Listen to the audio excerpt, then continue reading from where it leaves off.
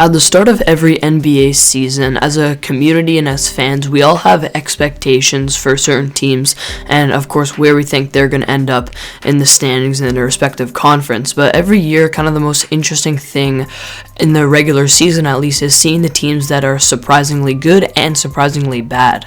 And that's what I'm going to be looking at in today's video, is now that we're nearing the end of the 2021 and 22 NBA season, it's time to look back at the 5 most surprising teams, not only just for the entire community, but especially for myself. Teams that I thought were going to be bad and way overperformed my expectations, or teams that I thought were going to be really good and way underperformed my expectations. So we'll start with a good team, go to a bad team, alternate from there, and discuss the 5 most surprising teams this regular season. With that being said, let's get into the analysis. The first team I'm going to discuss today is the Cleveland Cavaliers. This is a team going into the year, I think I had them as either the 12 or 13 seed in my Eastern Conference standings, and I'm sure, if we're being honest with ourselves, I think a lot of you fans across the community probably had this team outside of that play-in tournament as well, in the bottom 5 in the Eastern Conference, yet here they are pretty much the vast majority of the season. This team has been in the top 6 in the Eastern Conference, a playoff team, even outside of that play-in tournament, but on the other side of it, and really overall they just well exceeded expectations of all of the experts, all of the fans, and especially myself. Overall, the big key for this team this year has been really, I think, their strategy of going with a tall ball team. They've got lots of 7-footers on the team. Evan Mobley, Jarrett Allen, and Lauri Markkanen are sometimes all on the floor together. Throw in Kevin Love in there, and this team is just really big, but they don't really have that many spacing issues because they're a big team. These guys can still shoot the 3 a little bit.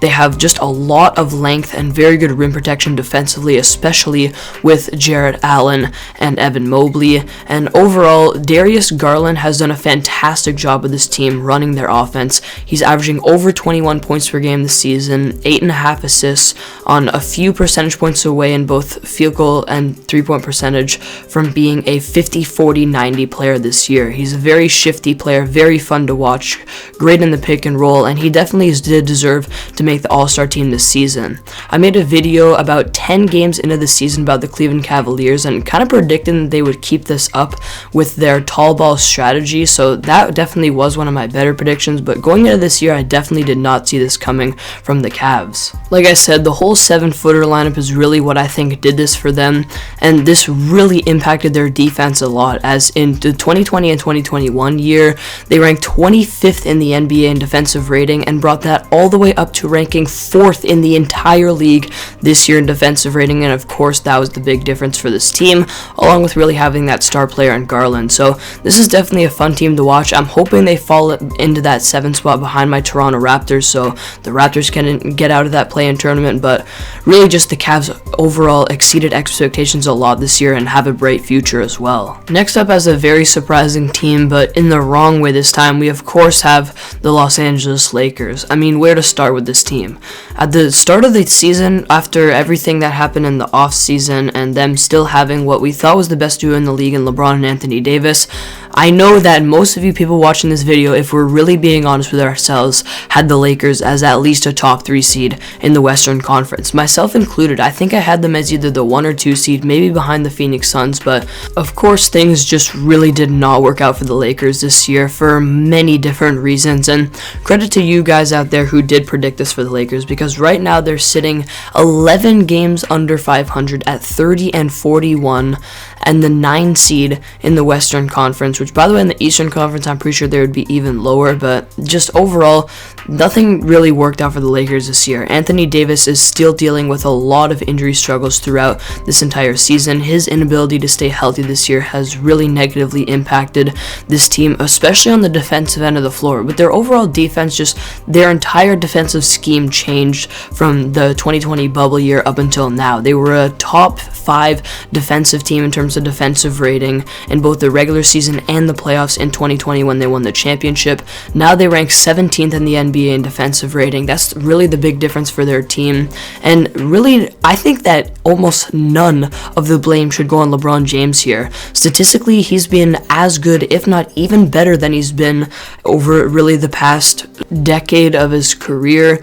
And the fact that he's still doing this at 37 years old is obviously absolutely insane. And he's actually averaging the highest points per game since 2008 in his career, which is just absolutely insane. But just everything else for the Lakers is not going right. The whole Russell Westbrook thing did not work out. He's taking too many shots away from LeBron and AD. I mean, AD isn't even on the court to begin with a lot of the time, so that's a problem like I already mentioned. But Russell Westbrook's poor shooting, his inefficient overall scoring, his ability to turn over the ball a lot, his poor defense this year has definitely negatively impacted the Lakers, but we definitely cannot put all the blame on Russ. I've been really hard on him this season, and for good reason, but really the blame has to go to the Lakers front office for building a really poor team this year, especially defensively around LeBron. This team was supposed to have good shooting and good spacing, but that unfortunately just did not work out for them, and their supporting cast has just not been consistent enough this season to make this a serious team and really a top 6 or 7 team in the Western Conference. They're just simply not their team. They're not good enough defensively. They don't have good enough chemistry, and especially AD cannot stay healthy. And overall, other than that, I mean, I feel like the Lakers still should be a good team, but just something more is not going right for them. I feel like I need to watch more of their games to really put my finger on what it is that's going wrong for this team, but it's just been a complete you-know-what show for them this year. Now, on a much more positive note, the Memphis Grizzlies have been absolutely incredible this year. This is no secret, but I feel like almost a little bit they're just kind of quietly being one of the best teams in the NBA.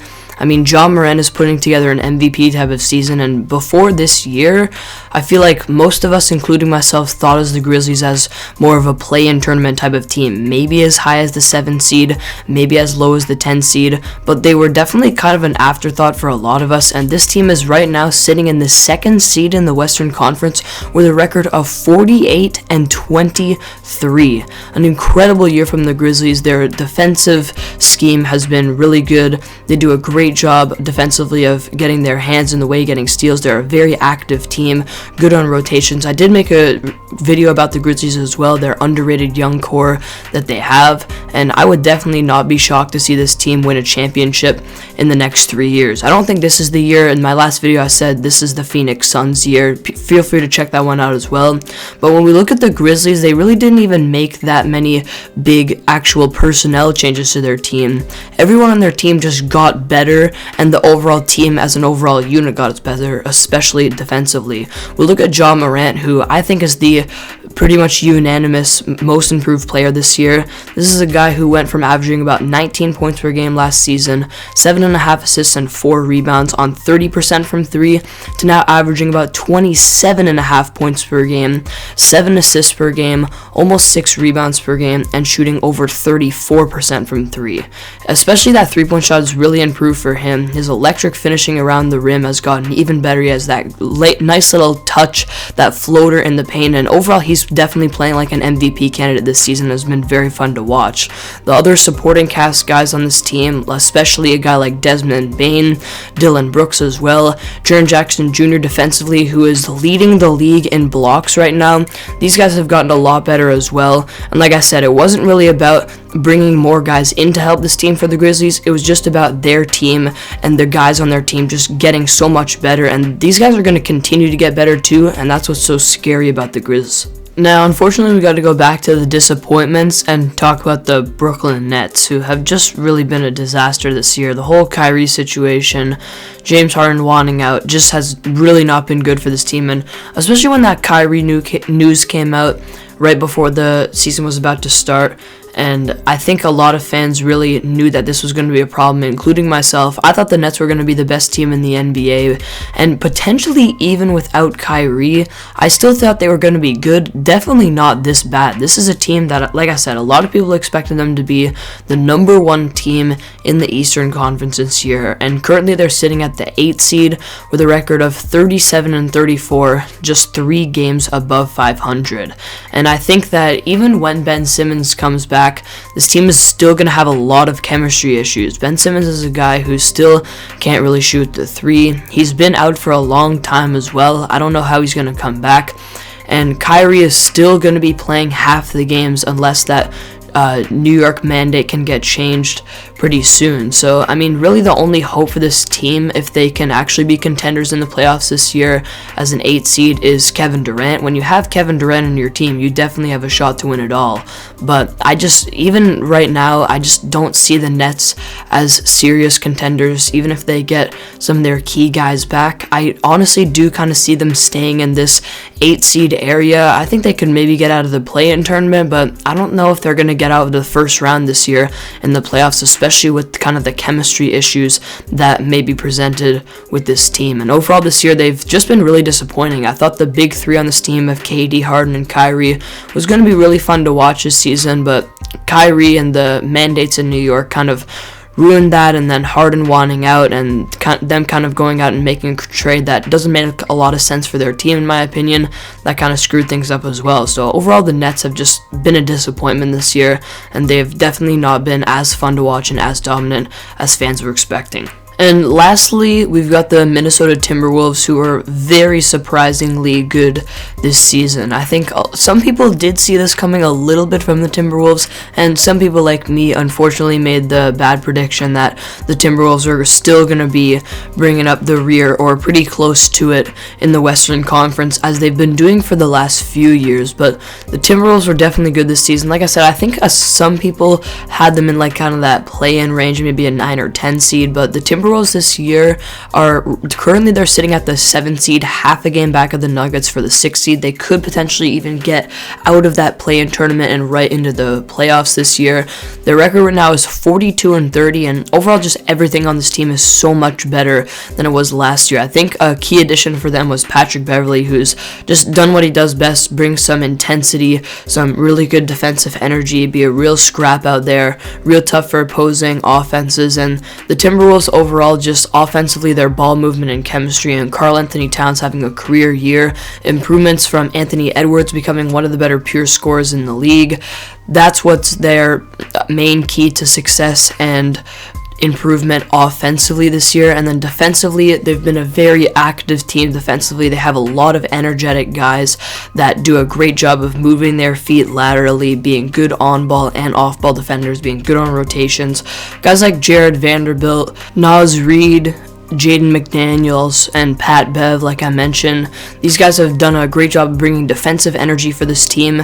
And last season in 2020 and 2021, this team had the 25th ranked offensive rating in the NBA and 28th ranked defensive rating in the NBA. Literally the worst team in the entire league. And this year, they're top 6 in the NBA in offensive rating and top 10 in defensive rating. The improvements on both ends of the floor for this team, again, kind of an internal thing.